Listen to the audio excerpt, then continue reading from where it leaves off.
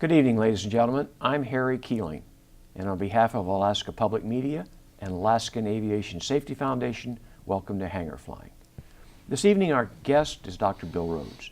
Dr. Rhodes received his master's degree from Georgetown and his PhD from the University of Colorado. He had a distinguished career in the United States Air Force, which culminated with his being the head of the philosophy department at the Air Force Academy. He's a member of the editorial board of the Aviator's Model Code of Conduct. Bill learned to fly in high school, and he owns a Cessna Turbo 210. What I'm really proud of is the fact that Dr. Rhodes traveled up to Anchorage last week and was the featured speaker at our fall safety seminar on Saturday. Thanks to the support of Alaska Airlines, the Copper Whale Inn and Inlet Towers, we were able to bring Bill here. Bill, I can't thank you enough for coming to Alaska and sharing your thoughts with our audience. It's a real pleasure to welcome you. Delighted to be here.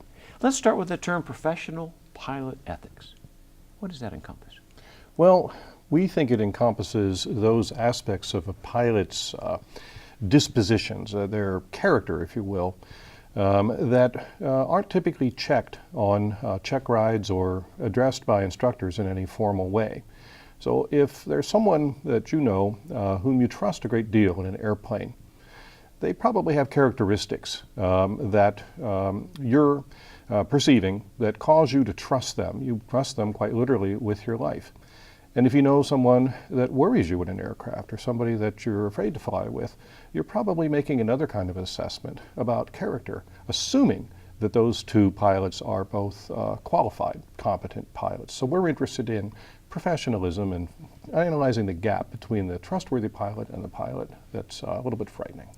Now, Bill, I know you recently completed what I found a fascinating study on pilot decision making, and I think it stems from what you just said about people you trust and people you don't trust.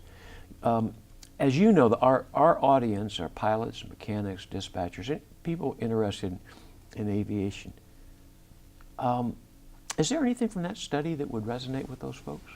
Well, there might be, because the study started, in fact, with asking folks like that, folks who are around aviation and have some experience and have the capacity to make these judgments about their peers and colleagues.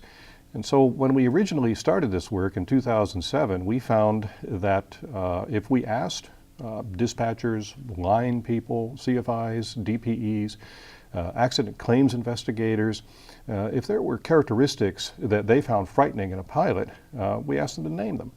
And we came up with a great deal of what we call convergent data. That is, different sources told us the same sorts of things. For example, one scary trait that was identified is folks who won't listen to advice, or folks who race through ratings or race to advance to a more complex aircraft quickly.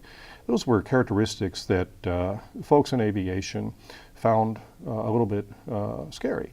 On the contrary, folks who took their time, who would take advice, who would study, came out as being more trustworthy in the judgment of these aviation observers. And your study was done with simulators, is that correct? That's correct. Once we saw that convergent data from different sources, we began to ask, is there a way we can do this formally? And we did go out and do formal survey work. We got over 400 responses from experienced aircrew to questions like, if you've observed a behavior in a cockpit that positively impressed you, what was that behavior? And if you observed one that scared you, what was that behavior? And after getting about 400 responses like this, we were able to reduce them using a bunch of math and statistics down to some observable behaviors that you could work opportunities to display into a simulator scenario. So you offer a scenario, for example, that gives somebody the chance to listen to advice from a passenger. And you'll see that there are some pretty radical differences in how pilots and simulators manage their fellow aviators or passengers in an airplane. Some are, if you will, a little more trustworthy than others in terms of how they handle advice. So the study are we going to end up with some guidelines on how to identify these people? Are these people going to learn how to identify these traits in them or characteristics in themselves? Yeah, it's a little bit too early to say we could do that for sure, but we did find a very tight correlation between the display of certain behaviors and a bad simulator outcome, that is, a crash in the simulator. And we saw some very tight relationships between the display of these positive behaviors and a positive simulator outcome. Now, how did we establish that? Well, over 108 pilots, quite a few flew through all of our challenging scenarios very well. When I see that, I have an idea of what constitutes a professional or an expert pilot. And I have a baseline to compare myself or any other pilot to when we fly the next scenario.